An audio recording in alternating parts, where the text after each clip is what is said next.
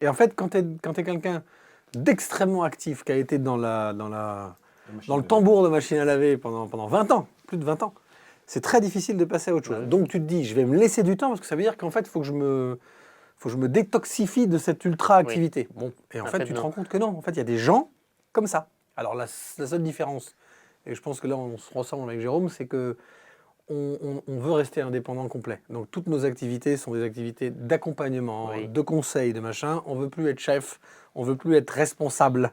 Et très objectivement, je le dis pour plein de chefs d'entreprise, et surtout des gens qui sont un peu plus âgés, tu vois, qui arrivent à la soixantaine et qui vendent leur boîte, en se disant, j'ai pas envie d'être à la retraite pour autant. Il faut faire du consulting. Voilà. Tu crées une petite boîte de consulting, tu factures des prestations de savoir-faire, d'accompagnement, comme ça tu sais que tu peux le faire 6 mois, 1 an, 10 ans, 15 ans, tu peux mourir au boulot si tu as envie de continuer à mourir au boulot, parce qu'il y en a qui arriveront jamais à s'arrêter. Je lui ai expliqué, je lui ai conseillé la petite structure de consulting, et les 2-3 dernières années où il a continué à bosser, il s'est éclaté.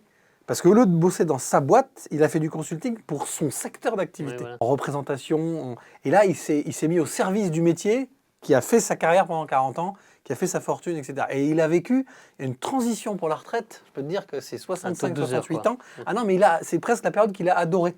Pour un chef d'entreprise qui a vendu une boîte en dizaines de millions, il faut le motiver. Le mec s'est retrouvé une santé. Donc il y a, ce que dit Jérôme, c'est garder son niveau de vie, évidemment. Mais je pense que derrière, t'es fait pour t'arrêter ou t'es pas fait pour t'arrêter.